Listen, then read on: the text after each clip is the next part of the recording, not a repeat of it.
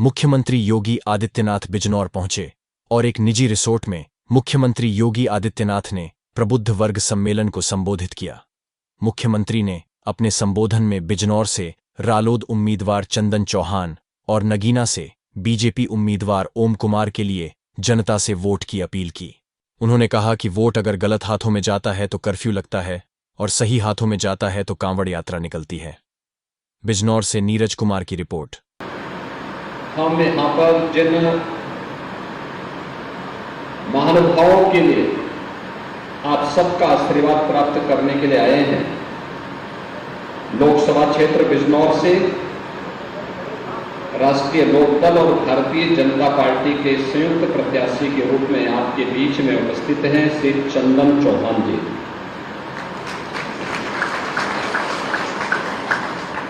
इस बार उनके माथे पे चंदन जरूर लगना चाहिए।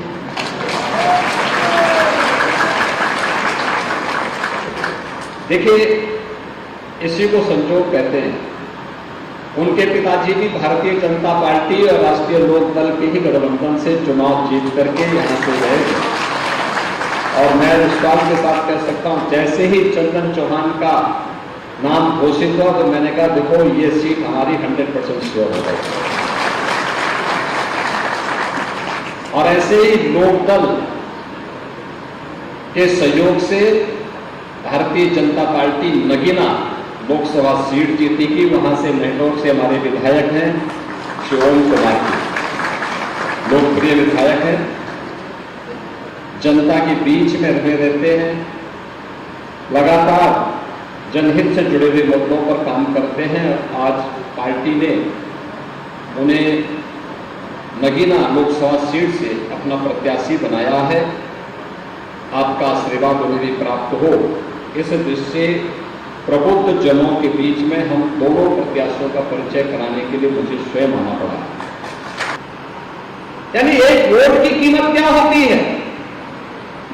गलत हाथों में वह वोट जाता है तो अराजकता फैलती है, और सही दिशा में जाता है, सही पार्टी को जाता है तो वह देश को एक नई ऊंचाई की ओर लेकर के आपकी आस्था का सम्मान कर देता है। आप मुझे बताइए कि अगर मोदी जी के नेतृत्व में सरकार नहीं होती और केंद्र और राज्य में सरकार नहीं होती तो क्या अयोध्या में रामलला का भव्य मंदिर का निर्माण हो पाया होता? क्या वो प्रदेश को और देश को अराजकता की ओर भी ले जाता है जब गलत हाथों में जाता है, लेकिन जब सही पार्टी को जाता है तो वही वोट देश की तकदीर और तस्वीर को बदल कर रख देता है। क्या हालत थी 2014 के पहले देश की? कहां जा रहा था ये देश? अविश्वास था। देश की सीमाएं असुरक्षित थी। दुनिया के अंदर भारत की छवि बहुत खराब थी। भारत के पासपोर्ट की कोई कीमत नहीं रह गई थी। विकास के कार्य ठप से पड़ गए थे। कॉमनवेल्थ गेम्स दिल्ली में हुआ था और गेम्स संपन्न हो गए, तब तक कार्य पूरे नहीं हो पाए थे। व्यापक भ्रष्टाचार फैला था और उस समय किस किस प्रकार की जांचें बैठी थी, कौन नहीं जानता इन बातों को। लेकिन गलत हाथों में जनता ने नेतृत्व दिया था तो उस समय दुर्गति हो रही थी। 2014 का भारत वैश्विक मंच पर भारत का सम्मान बढ़ा है। देश की सीमाएं सुरक्षित नहीं है। क्या आज भी क्या कोई भारत की सीमा में घुसपैठ करने का तो साहस कर पाएगा? क्या नहीं कर सकता। कश्मीर में धारा 370 समाप्त हो गई। हम बचपन से नारा लगाते थे, भाजपा के लोग और जनसंघ के लोग नारा लगाते थे, एक देश में दो प्रधान, दो विधान, दो निशान नहीं चलेंगे। हम नारा देते थे, जहां बलिदान हुए मुखर्जी वो कश्मीर हमारा है। डॉक्टर श्यामा प्रसाद मुखर्जी ने कश्मीर के लिए अपने आप को बलिदान किया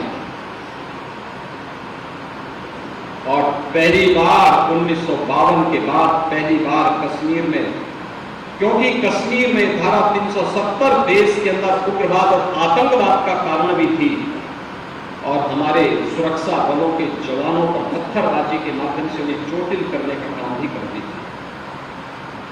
एक झटके में मोदी जी के नेतृत्व में केंद्र की सरकार ने धारा 370 को समाप्त किया, पत्थरबाजी भी समाप्त हो गई, आतंकवाद भी हमेशा के लिए समाप्त हो गया।